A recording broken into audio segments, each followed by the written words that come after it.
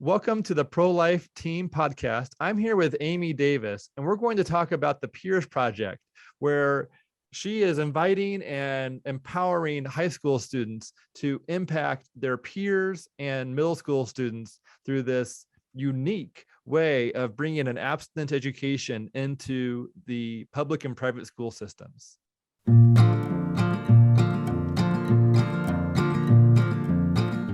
Welcome, Amy. I am so glad that you are here so we can hear more about the work that you're doing in schools and helping students and young people. Would you please introduce yourself as if you were talking to a group of pregnancy clinic executive directors and leaders, however you might introduce yourself to a group like that? Sure. My name is Amy Davis, and I am the director of the Peers Project. We are an education fund from the Evansville Right to Life of Southwest Indiana. And I work with PRCs locally and in the tri-state area. Okay. So tell me about the work that you do that essentially comes alongside pregnancy clinics. How do you connect the pregnancy clinic group with on a campus? Or tell us what you provide and do, and then we can explore how that's beneficial and maybe how other clinics might want to understand what you're doing, so they might want to adopt or follow in those kind of footsteps with their own projects and missions. So we have found that students really do not know about the pro-life work that is done in the pregnancy resource centers. A lot of young kids have not heard of pro-life resources. So as I have been in the schools with the Peers Project, it has allowed me to share about the services and the opportunity to be a part of pregnancy resource centers if needed for just general health and well care, and also for counseling and just for questions. And if they had questions past what we discussed in the Peers Project. So tell me about what does the Peer Project include, or what are the how do students interact with your Peer Project? Okay, so the Peers Project is in 14 different high schools locally. And what I'll do is I have an application that students are asked to fill out, and they're also recommended by principals, teachers, counselors, and their answers show or reflect whether they're making healthy lifestyle choices, staying away from drugs, sex, and alcohol, and trying to be a student leader.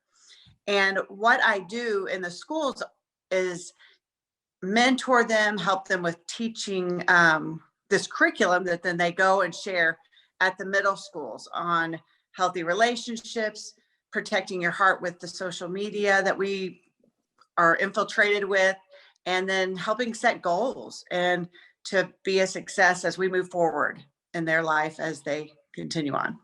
So is this a curriculum that has been used in the public school setting, private school setting, or both? It has been used in both. It is the Department of Education approved curriculum. So we try to meet a bunch of the health and PE standards, but it is done in both private and public schools. Do you have this, is it the same version used in both, or is there a alternate version for public versus private? We do have two different curriculums. Okay. But we let the school choose if they want to use the faith-based one or not. Has a public school ever chosen the faith-based option, or is that even an option for them to pick? They have not chosen the faith-based option. And I don't even know that they would, because I try to go in there as someone that is just wanting to give them, just help their students. And so I don't usually go in there with a faith agenda, because that's usually shot down in the public schools. Okay. Now, when you provide this curriculum, is it come with like you or someone in your team then providing like a teaching, like in-person teaching, or what does it look like for them as a teacher bringing you in or a school bringing you in? What does that look like? So I will work with the high school students to learn a script that they'll go and teach to the middle schools. And I work directly with, and I also have staff that works with me too, so that we can reach all of the schools here in our area.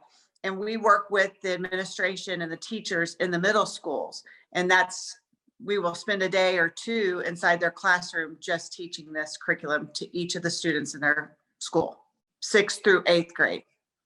So did who wrote the curriculum, or where did it come from? Did it come from an outside group, or was it written by yourself or someone else? There was a lady from Indianapolis, Indiana, that was a school teacher and realized that there was not a very good abstinence education curriculum up in Indiana. And so her name is Eve Jackson, and she founded it. And then it was brought down to where I live in Evansville, Indiana. And we've just taken it from there and just multiplied and tried to explode it into all of our school systems here. Awesome. And did Eve Jackson make it so that people have to buy it, or is it something that's more like open source where people can have access to it without having to like pay for a licensed copy? It is an open source curriculum. So if anyone is interested in using the curriculum, it is available for use, because we believe that if a teacher wants to use it and a student wants to hear it, it is an awesome curriculum. How do you fund your organization? Is it through donors, or because it sounds like or is there a charge when you go into the school? Do they provide like some kind of compensation for that service? So Right to Life of Southwest Indiana funds it through their donor funding throughout the year. They raise funds throughout the year, and we offer it as a free service to the schools. We just want to be a blessing to the schools, and we don't want to charge them anything. We just come in and make it as easy as possible to be a part of their school. And so so essentially you're teaching the teachers on how to use the curriculum more so than providing like the staff, because that would be very expensive. I would expect to have like, the manpower to actually be in person, providing that like in person, but training the staff seems like that's more cost effective, or more of a way to, the PRCS project has their own personal staff that works in the schools. Okay. Not part of the school corporation. We're just volunteers that come into the schools and teach the PRCS curriculum to the high schoolers. And then the high school students actually go and teach it at the middle school. Oh, so the high school students teach this at the middle school. Yeah. That seems like a unique concept. Yeah. It's not just me as a grown-up, that they hear grown-ups all the time. But it's actually their peers, their high school peers that may be on the football team, maybe on the chess team, maybe in the choir. They're coming and they are teaching to the middle school students. And those middle school students see them as leaders and want to be like them when they get in high school, and actually say, well, if they're doing it, then maybe I can do it. Wow. So was that part of the original plan that Mrs. Jackson came up with, which was have peers teach it to the younger ages?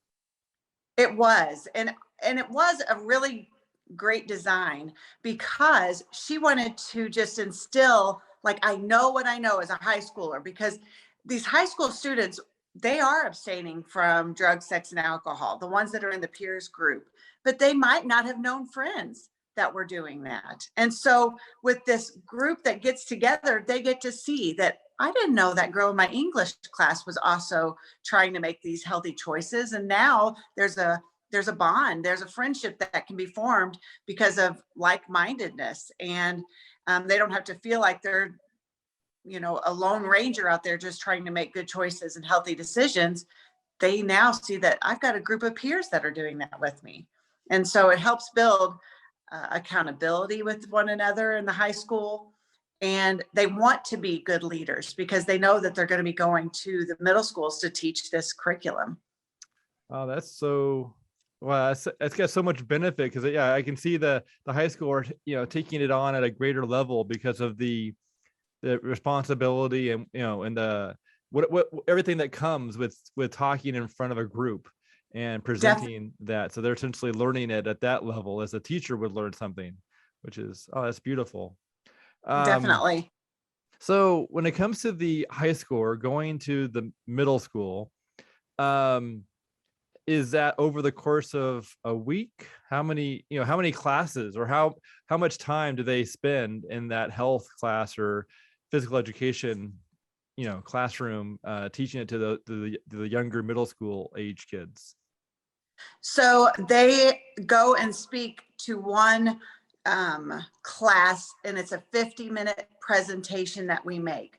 So they'll spend it could be part of the day to all of the day, depending on how many students are actually in each grade level. But each student only hears a approximately 1 hour presentation during the year.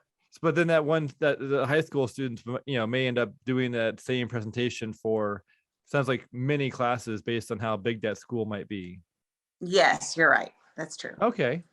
How many high schoolers are working together to instruct those classes? Is it a team of, is it anywhere from 1 to 5, or what's that look like?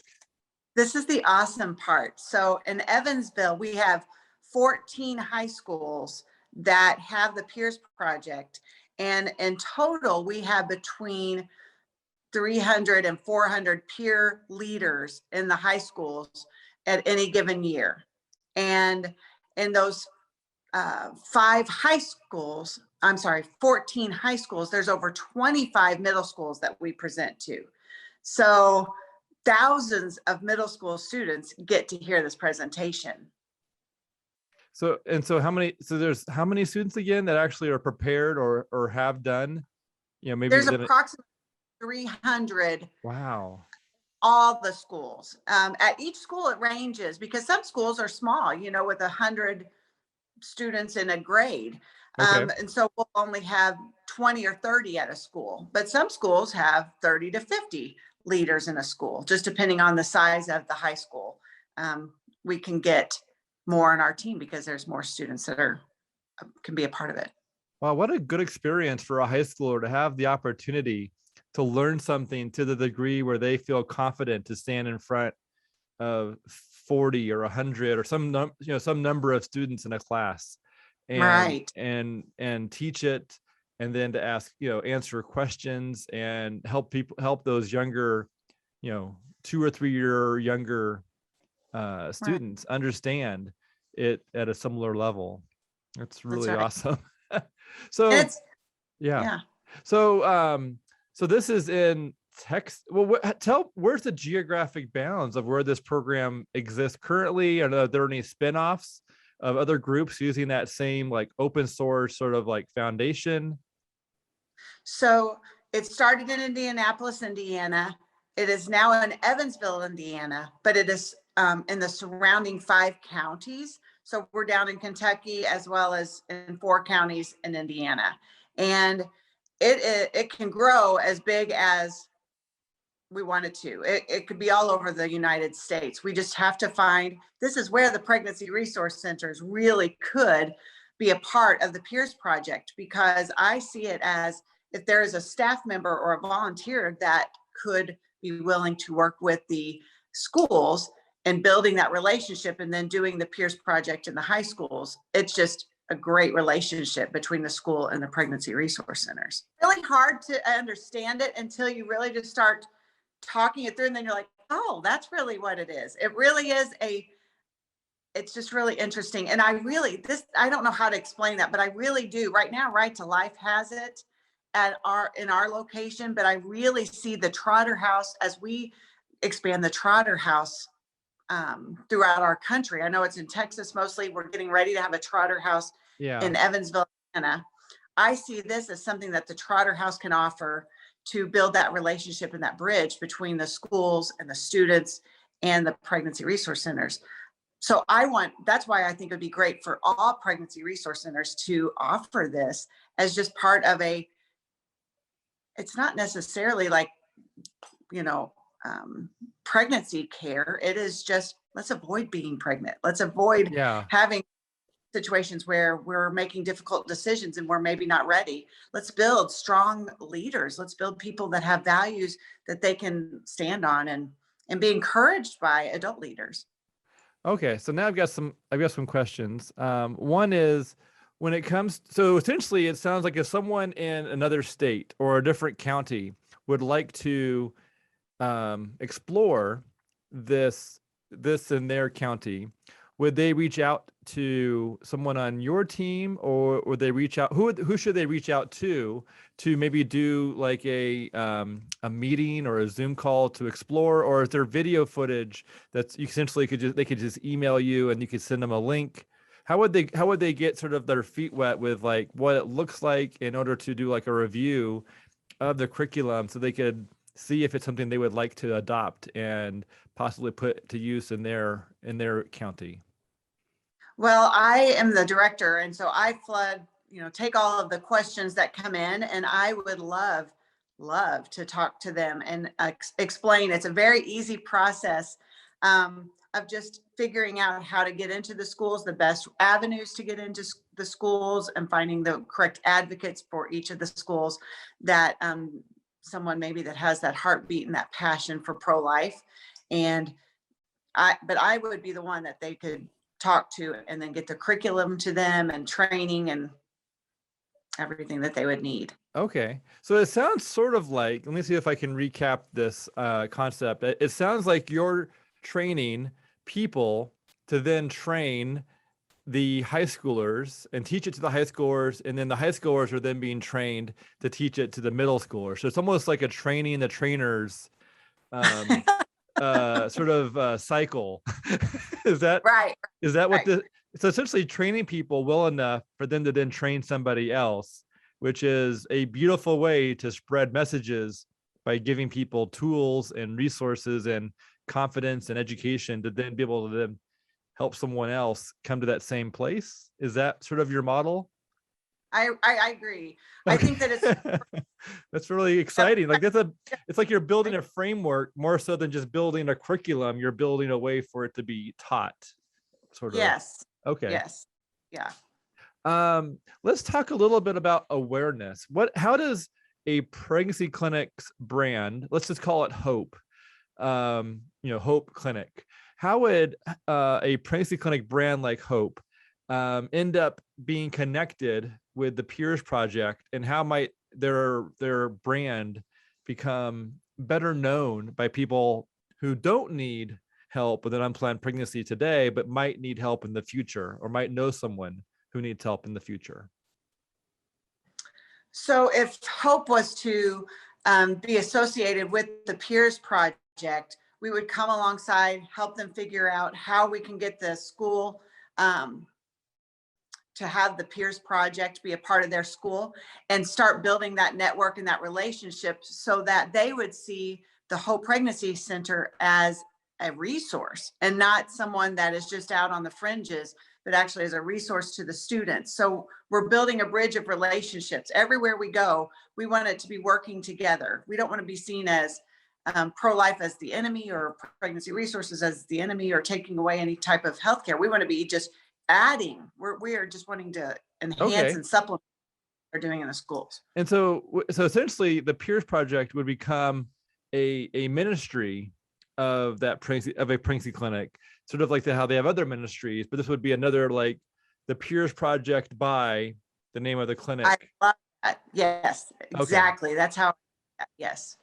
That makes sense. And so then they get associated with providing education, providing tools or educational tools for someone to avoid STDs, unplanned pregnancy, abortion, etc., by living a healthy lifestyle, striving towards a healthy marriage, in the future, right, for those who decide to get married. I mean, that would make sense. That relationship then with the PRC, with that Hope Pregnancy Center, they built that relationship. So if they've got a question, they've got a friend in the Peers Project leader that will be able to say, hey, remember, I can take you to Hope. I can take you to this Pregnancy Resource Center. And so we've already built that bridge of relationship. So that's, I think, the really cool thing Do the high schoolers get like some kind of like educational class credit for teaching a class to the middle school on the middle school campus? At this point, it's school by school basis. Most of the time it is just if they're looking for volunteer opportunities, something maybe for their college resume. This Okay. is really strong thing for them to use on their college resume. And Well, I've wrote many scholarship letter because they're rock stars in my book, and I will definitely go to bat for them when they go to get a college scholarship yeah, because this speaks highly that they're able to teach something, that they're able to, communicate medical concepts. They're able to, some schools have like volunteer requirements that need to be met, and this would definitely, help out with that. But I could imagine there being, a credit or some kind of educational, but essentially going on the resume is part of that, I guess. But like that, because essentially it's really good. It's good work to teach and to help another class understand the concepts. That's such a good exercise, even if it happens to just be at the volunteer level. At least now they have teaching experience, which is sometimes really hard to get. It's hard to get that experience, which is then helpful to get the next paying project or professional project down the road. Right. That's really good. Yeah. So when I know it. Oh, go ahead. Sorry. No, go ahead. Go ahead. Oh, I was just going to ask about medical citations. How do you decide, when it comes to medical citations and the content that you have, what's your process? Oh, I guess, well, are they being updated since this was originally created, or what does that look like? So at this point, they are just staying as they are. It was updated about 5 years ago. So okay. I still review the health and PE standards for their education department, but it's still very fluid. What part, when it comes to the curriculum, I would assume some parts are evergreen, meaning they don't change. And then some parts might, when it comes to some parts, they probably do change based on time, based on percentages of people who might have, this or that. And that, that's based off of polls or data that are based on a certain year.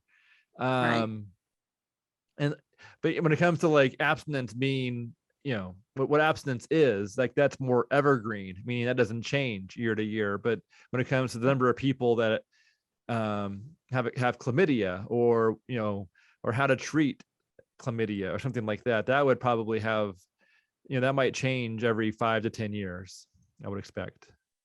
Yeah, and a lot of things that we talk about in our peers project is how to protect yourself from all of those things. And I don't mean, with condoms and all of that. I'm talking about protecting your mind and protecting your heart, and also what you're putting in your body, whether it be smoking or juuling. So, when I started doing this 10 years ago, juuling wasn't even really a thing in the middle schools.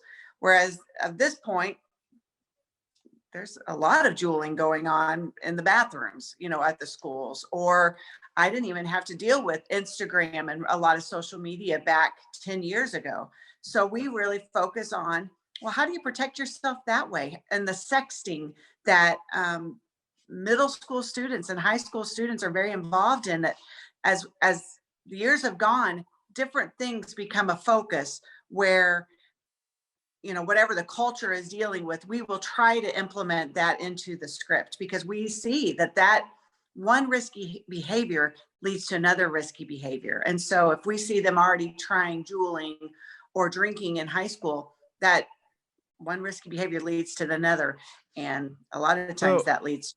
I'm starting to feel sort of old, because I have no idea, like not even a guess as to what juuling is. Like, what is juuling? I have no. Oh, my stars.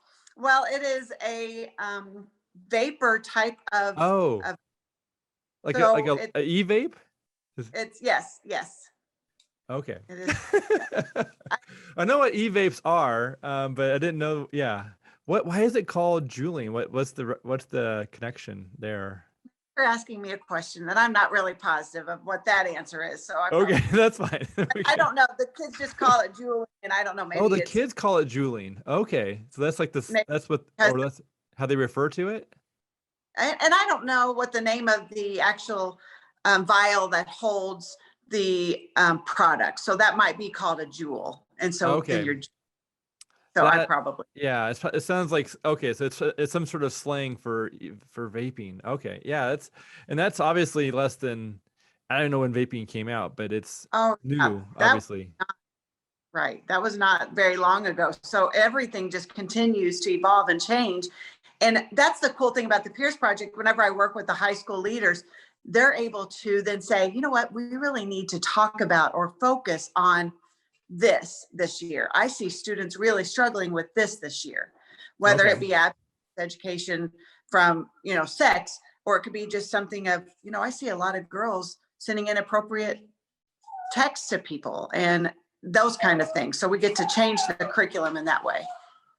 Yeah. And how helpful would it be for her to know, what potential risks that, she could avoid by, with that behavior, there's so much damage and risk that comes with it that she would not Right. know until she's sort of already, that she may have learned the hard way about, and it'd be Right. so really, so beneficial for her to know that this is what could happen in that situation. And it'd be really good for you to avoid all of that just by not getting engaged or involved at all, because it's so dangerous.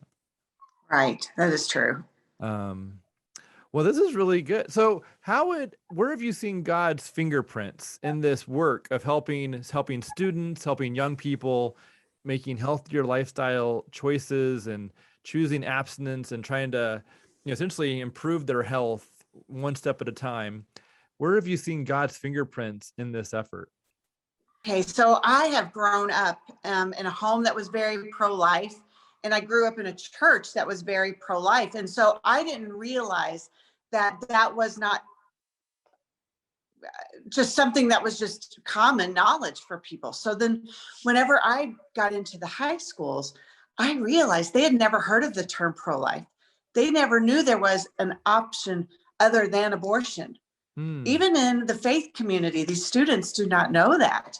And so I saw that as such an opportunity to show them God's love in a real way, because a lot of times they're taught a narrative or they're shown a narrative that maybe isn't all the way true. And whenever you pull God out of that equation of life and just being a healthy decision maker and wise decision maker, whenever you see that people aren't doing that, it's interesting as God just opens doors for me to be able to talk to these students and talk to these leaders. I'm able to share God's love, God's hope. God values them and values their life. And so I have seen his hand of just direction as I walk through this journey of growing up with these high school students and middle school students, that even as they go to college and they hear things from their college professors about pro-life issues that they don't really believe, but the professors are saying are correct, they come and call me or they'll text me and say, what do you know about this? What do you think about this? What does the Bible say about this? And I'm able to still continue to share even with the college kids once they've graduated from my program. So I see it not just as a one-time dealing with these students. It's a lifelong relationship with each other, and then with the Lord. I see him there a lot. Okay. So when it comes to how speaking of, graduating from the program, so the youngest person that gets exposed to this program seems like they're in possibly middle school and they're being taught by a high schooler. How much Mhm. time does it take for that high schooler to get prepared to teach? Because, if the middle schooler is getting a single class at some point in that year, how much time does the high schooler have in this program, and how much time does it take for them to be prepared to then be a part of that 50-minute middle school presentation? So I work with them once a week. during their lunch period or during a club hour. And we'll meet through the whole school hour. And we do that for a couple of months, just because we want to make sure that they're prepared for anything that the middle school students might want to throw at them, that they know what they know and they know it with confidence, because this Peers Project curriculum gives them the words to say that they knew in their heart, and maybe they believed, but they didn't know how to verbalize it. And so as we meet for those 2 months or so, preparing and practicing, it really gives them a foundation for being able to know what they know. When someone is part of this, when they see this presentation, what are some examples of when they might be introduced to Jesus at some point down the road? Like, how does that possibly look like, or when does that possibly happen?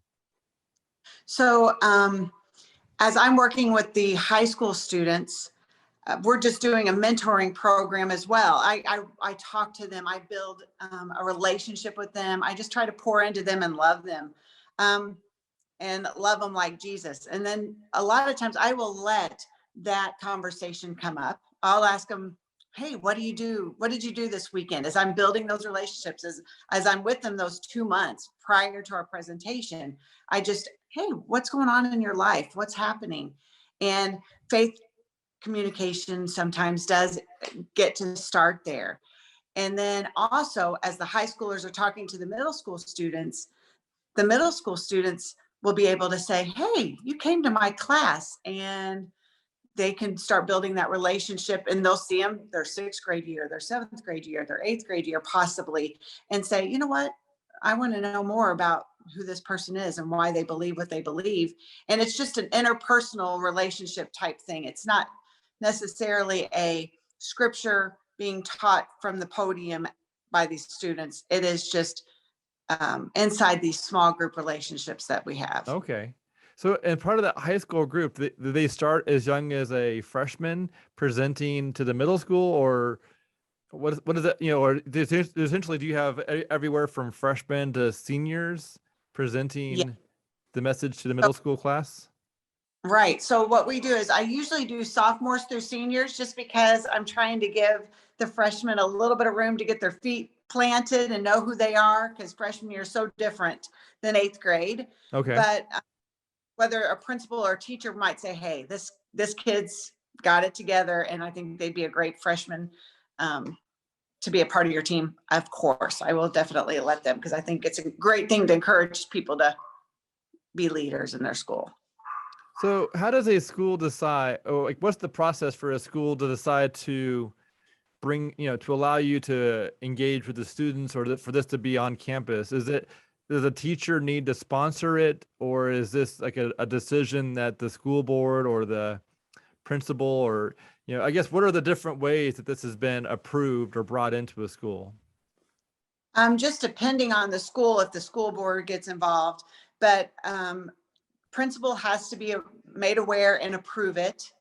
And then after the principal has approved it, me as the peer coordinator, the one that coordinates it in each of the schools, I will find a teacher or some type of a leader in the school that will be the advocate for it, and will be the one that helps me get the applications out and raise awareness in the schools as we're just building the program. Oh, so it actually starts with you talking to the principal more. Yeah.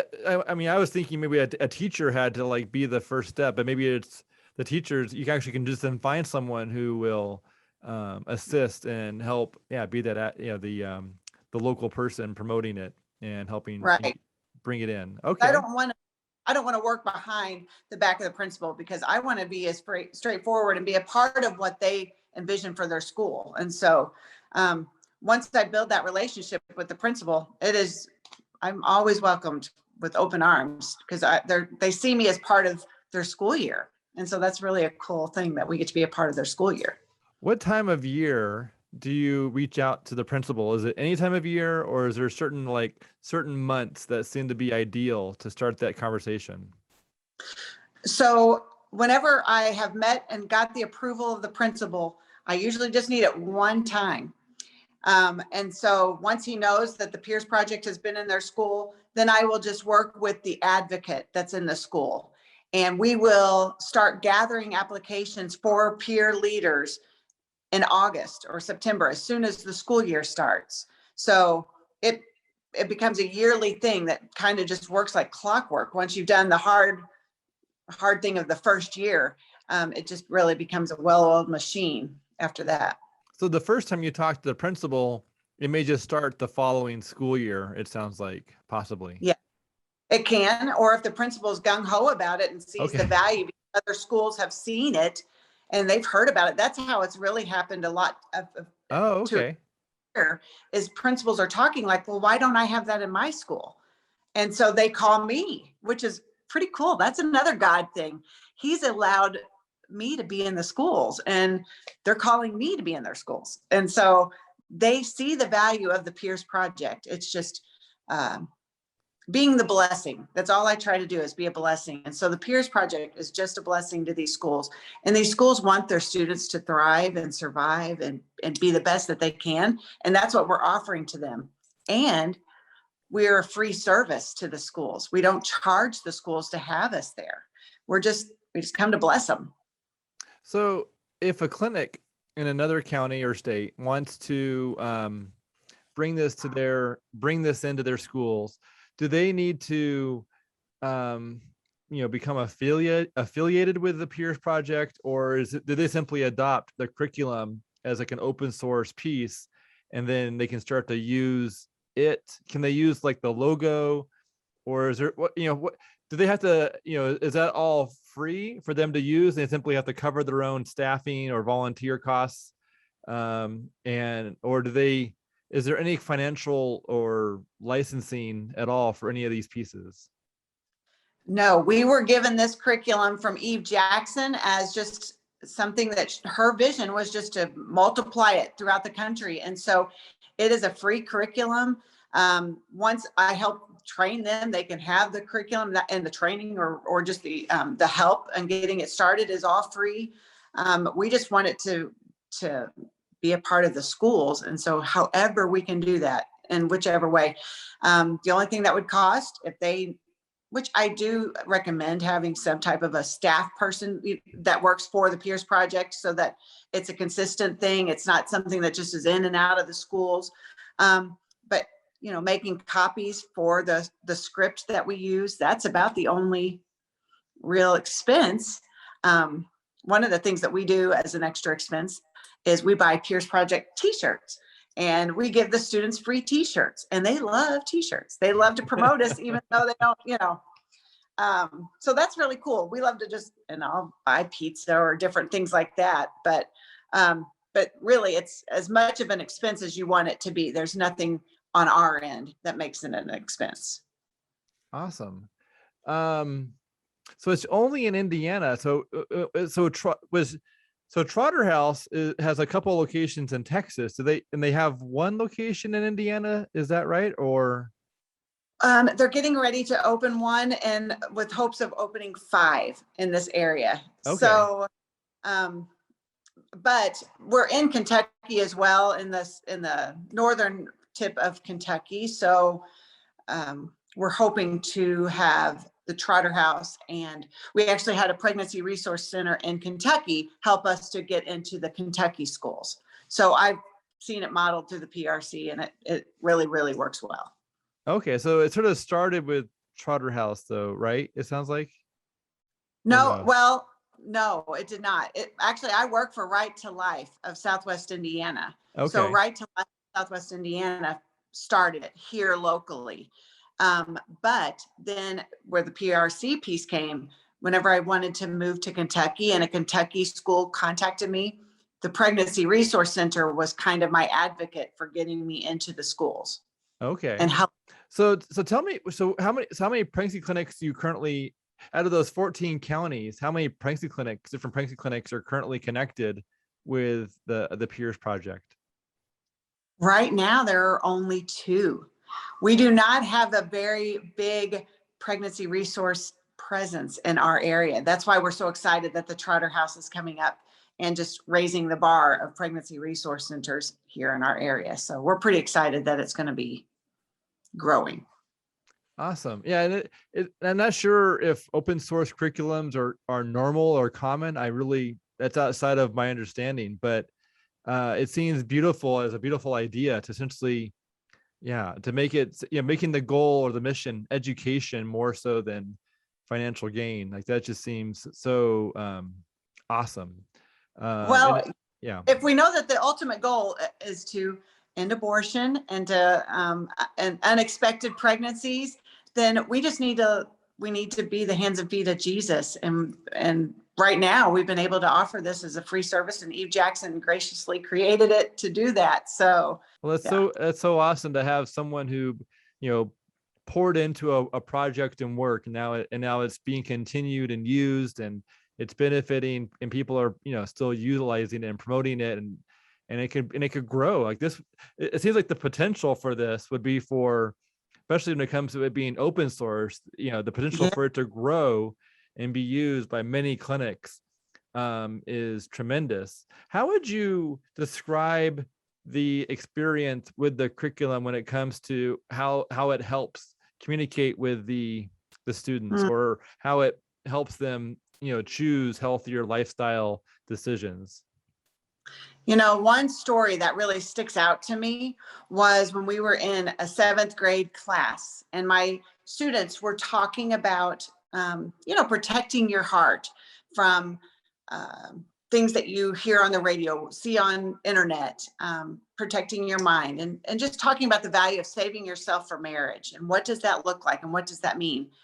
And there was a little 7th grade gal that raised her hand, and she wasn't being rude or disrespectful, but she said, I've never heard of saving yourself for marriage. She said, I had a boyfriend in 6th grade and we were having sex, had a boyfriend now in 7th grade and we're having sex, and I've never heard that this is wrong. Like I said, growing up in a church that was always pro-life, that just really, my jaw dropped. So I think we have such an opportunity to just say, you know what?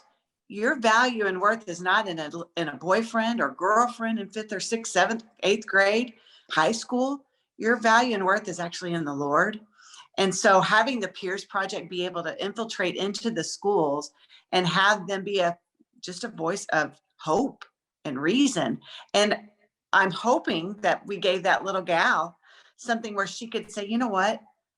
I am worth waiting for. I am worth saving myself. And we gave her a little bit of, straighter backbone. She had some confidence to know what she knew after hearing these students speak on her worth, on who she was in God's eyes. How many of your high school students that end up wanting to teach this to middle schoolers might have been a middle schooler and had it taught to them? Most of my high school leaders have seen it in the middle schools. They were super excited about it. They always tell me, oh my goodness, we could not wait to get to high school so that we could be a part of the Peers Project. And I just think that's cool. That's that positive peer pressure we're talking about. They're making good choices so they can be a part of something that will give them leadership skills and abilities. And I will say, kind of the cool thing for the high school leaders is I treat them really special because they are special people, correct? I'll go and buy them donuts when they go to the middle school to teach. I'll get them donuts. I'll buy them a pizza to just thank them for all their hard work. But they think it's cool too because they get out of school for the day and they love that. So, Yeah. there's perks all around for them. They think it's great. So there was a program in Tucson, Arizona, where I'm from, and Okay. it was called the Unified Students for Abstinence, and it was a peer-to-peer skit team.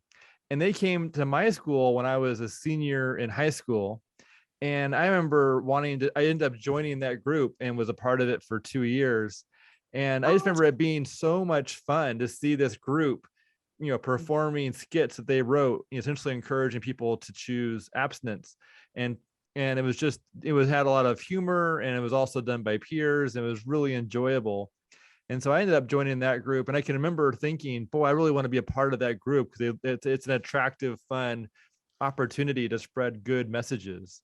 And it just feels like your group has also, can relate to that feeling of the middle school student who sees the older, in my case, it was college kids coming to the high school, but in this Oh, wow. case, here we have high schoolers coming to the middle school, which I can completely relate to just because of, my experience as a high schooler, seeing college age kids presenting to the younger peers for them. Right. And there's some gravity to that. They want to listen to their peers. They want to see somebody making those kind of choices. So that made an impact that you remembered that and Oh, wanted to be a part. definitely. So Yeah. that's cool. And so when you're presenting this to the high school students and getting them to do buy-in, is it your current high school students talking to their peers, or is it you or an adult talking to the high school group? A little bit of both. Okay. So if I'm in the schools already and there's already been a peers project group already formed, they sell it for me. The previous peers leaders sell it for me because they love it so much. It is just, it becomes the, I don't want to say the it thing to be a part of, but it is such a fun group and they get to do so many different things in the community. Right to Life, we actually let them be a part of our annual banquet. And so it lets them meet local leaders and political people. And they get to do special concerts that we'll go to. So there's things that are afforded to them just because they're part of the Peers Project. And so I will do a lot of the just encouraging them as somebody that's coming in and doing the Peers Project, but the students are actually the ones that help with the buy-in of just saying, you want to be a part of this. Yeah, that makes a lot of sense. So, and my story of how I got involved in the pro-life world actually sort of matches that same sort of story, where I was a part of that Unified Students for Abstinence, which was a ministry of the local pregnancy clinic. And then I ended up eventually working with that pregnancy clinic on print design, and then eventually worked on websites for them, and it just went from there, working together.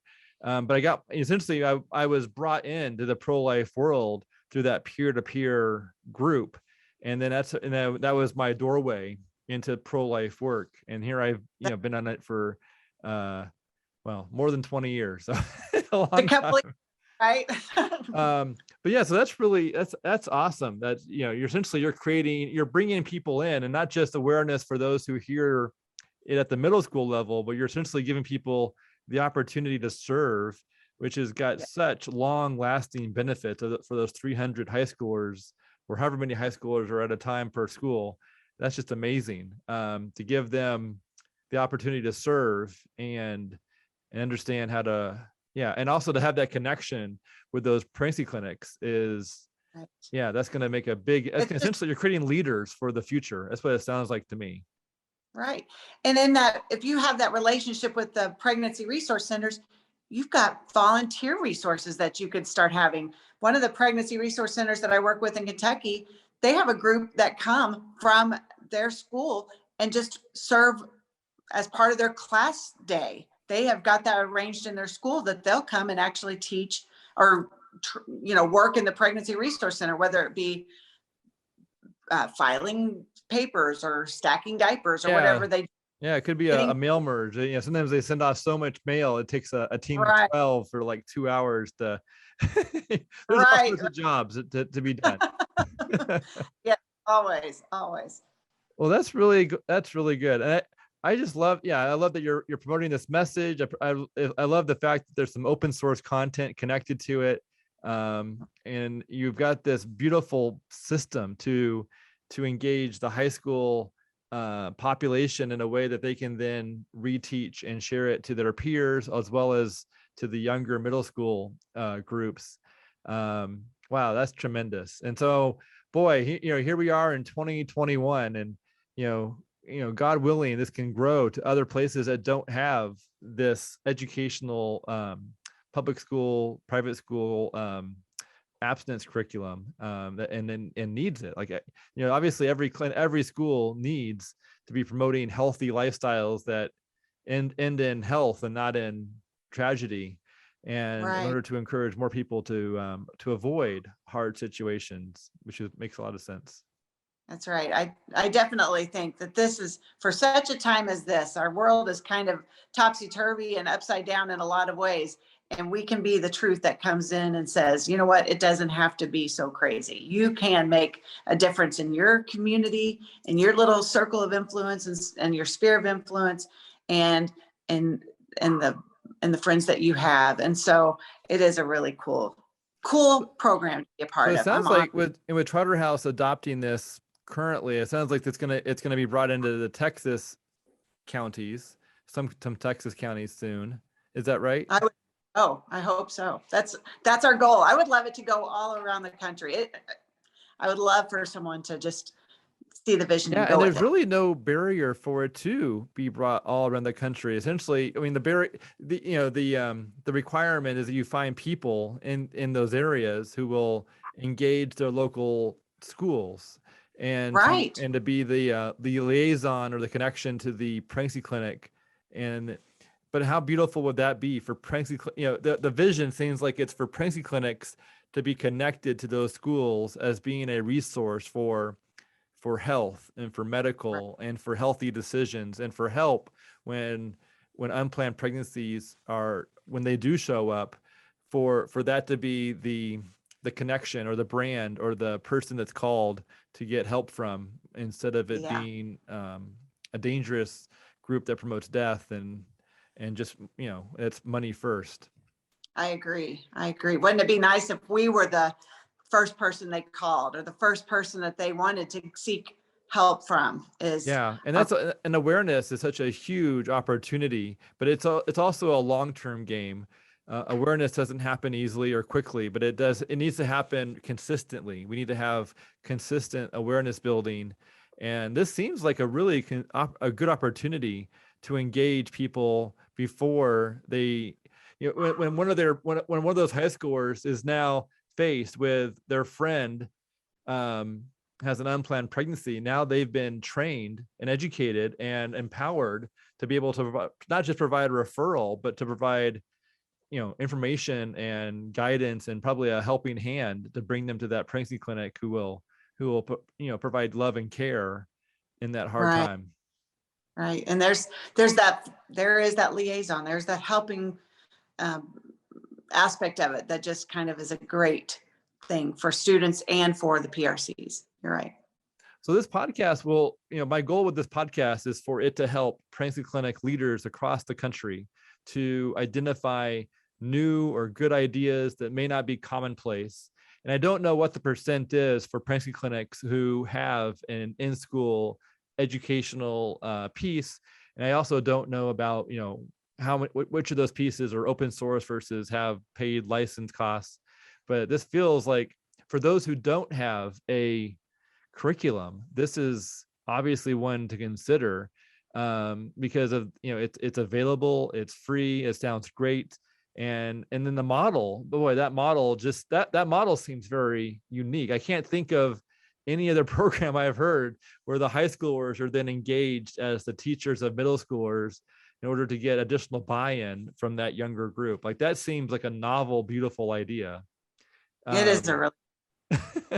Have you seen any other groups that follow that pattern by using high schoolers as the teachers of the middle school campus? Is that something you've seen anyone else try through your experience so far?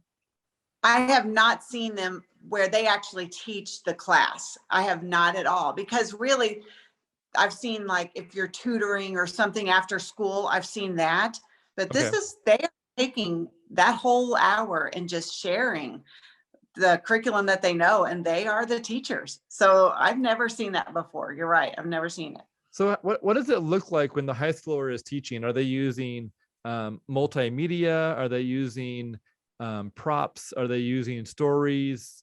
Is there a book involved? What does it look like? So there are tons of games, because we want to make it audible, the people see it, people touch it, there's candy, kids, there's a lot of question and answer. There is a lot of good in-depth teaching, but it's sprinkled in with some humor. And a lot of times we'll let the students give their own personal experience and testimony. It's it's very interactive because we don't Okay. want them to, it's just somebody standing up there teaching and just reading off a paper. Yeah. Most of the time it doesn't have to be memorized, their script, but they just know it because it becomes so ingrained. And then they're like, I'm owning this. This is what I believe. And so they can stand up there and it's just very fluid. It's really cool. Very cool. So do the high schoolers sometimes have, the classroom dynamics where it's hard to keep the middle schoolers' attention, or is it easier for them to keep the middle schoolers' attention because they're a few years older and they have like this gravity about being a high schooler?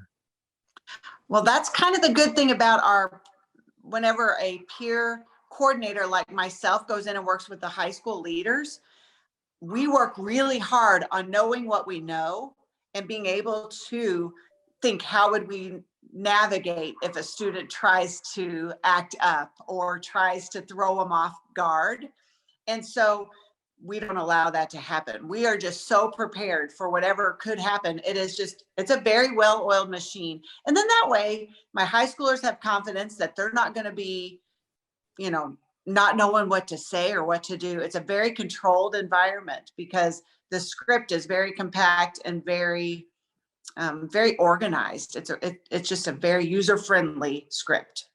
If you were to train someone on how to train these high schoolers and do that work, let's say you wanted to train a person in a different state would like to get trained to be able to do this in their area, how many days, weeks, or months, or what would it look like for them to go through that training? Would you do it through like Zoom calls? Would you send them videos? Would you send them documents, or what would that look like, and how long would it take? And a little bit of all of that, I think.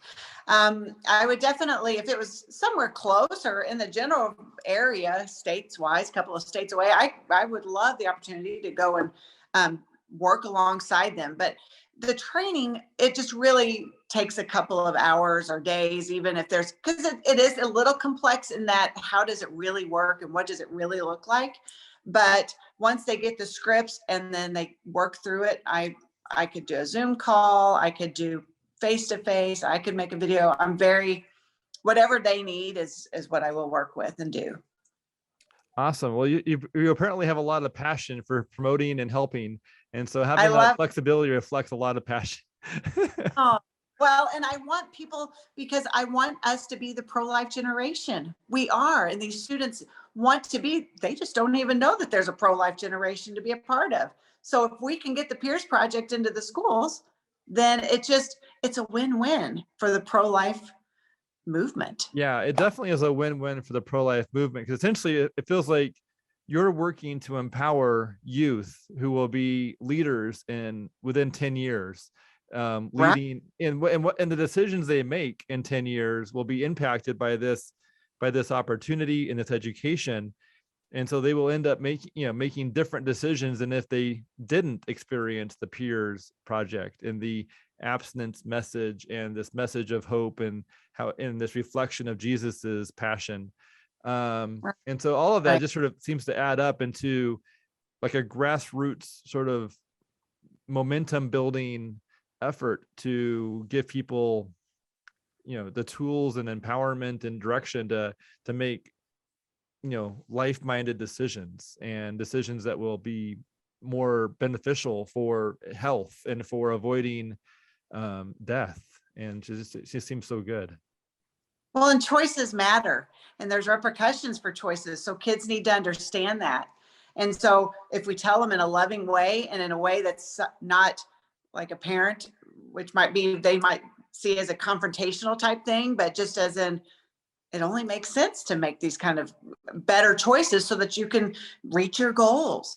And then these people that we're training and leading, they are going to be our future leaders. They are going to be making these pro-life choices soon for our country, because they are the ones that are going to be leading us into the future. And I want to empower them to know truth and know the Lord and know the pro-life, why that life is valuable. Yeah, from beginning to end. that seems like that's the key, is that it's coming from a peer to a peer. And so it's not like this, a parent coming down to a Right. youth where it comes off as being, that angle. Essentially, it's more, they're trying to share something that they believe in with someone else, of equal age, relatively, well, within 2 years. But Right, so I guess a right, high right, schooler to a middle schooler is slightly going down, but it's minimal compared to an adult to a middle schooler. right. It's And much that's why I closer. don't even sit up there and talk, because I think they already hear enough of grown-ups in the middle school. So I think having that high school stand up there and just say these things is so empowering and so encouraging to these middle school kids. Eh, And it's also actually very encouraging for the high school and middle school teachers that see these kids coming back and giving back to students and saying, you know what? I'm so glad that these kids I had in middle school are making good choices, are trying to be leaders, are trying to be successful, are trying to make a difference, and they're excited to see them back in the schools. Yeah, and it seems like you've identified or observed acceptance. When a high schooler talks to a middle schooler, the information is taken differently than when the adult is given it to a middle schooler. So it seems like you've identified that it's a better vehicle when it comes to someone who's closer in age, for them to have a higher absorption rate or a higher acceptance of the information. It seems like that's, Agreed. yeah. And And so when you that make makes, it yeah. so interactive and so fun, with serious things sprinkled in and throughout it, I think it really makes the difference to them, and they can soak it in and own it. I mean, it's good. It's just really Oh, that's great. good. Awesome. Well, thank you, Amy, for being on this podcast. I can't wait to share this. I think people are going to enjoy hearing it, and I hope that they reach out to you by phone or email. I'll include that as well, and so they can reach out and explore to see if they would like to bring this to their county, and invite you to connect either in person or via Zoom based on your availability and options. But I think that would be really I find beautiful. it an honor. I would be honored if they would contact me. It's very easy. It's probably one of the easiest things they can implement into their schools to make the biggest impact of a difference. It really is. I would guess 20% of clinics have a school connection. Maybe it's less. I don't really know. See, But that's what I was wondering. I've not found it to be, um, I've they don't heard have people that. mentioning it, but I think it's probably 10 to 20, maybe 10 to 15%. It's Really? low. It's definitely low, not common. Most pregnancy clinics don't have that in their scope, but they could add it, and they could be a volunteer who adds it. Right. Right. And I always think if to make it the most easiest way to do it, make it simple. And if it's a simple thing to implement, people will do it. So that's what I've tried to do with this, is just make it as easy as possible to implement. Would you mind closing us in prayer and praying for this to impact those who hear it in a positive way, and that they'll help, reach their campuses and so on? Sure. All right. Dear Lord, I just thank you so much for this opportunity to speak today to those people that need to hear this message about the Peers Project. Lord, you have used the Peers Project in mighty ways throughout high schools and middle schools in over 2 states and 5 counties. And Lord, I know that you have great plans for it. Lord, I know that high school students, middle school students, they need to know their value and their worth. And their value and worth only comes from you. And so, Lord, I just pray that we as the pro-life generation will take this seriously, and we will take it to the streets. Lord, I just thank you for using us in any way possible. We love you and we give you all the glory. Amen. Amen.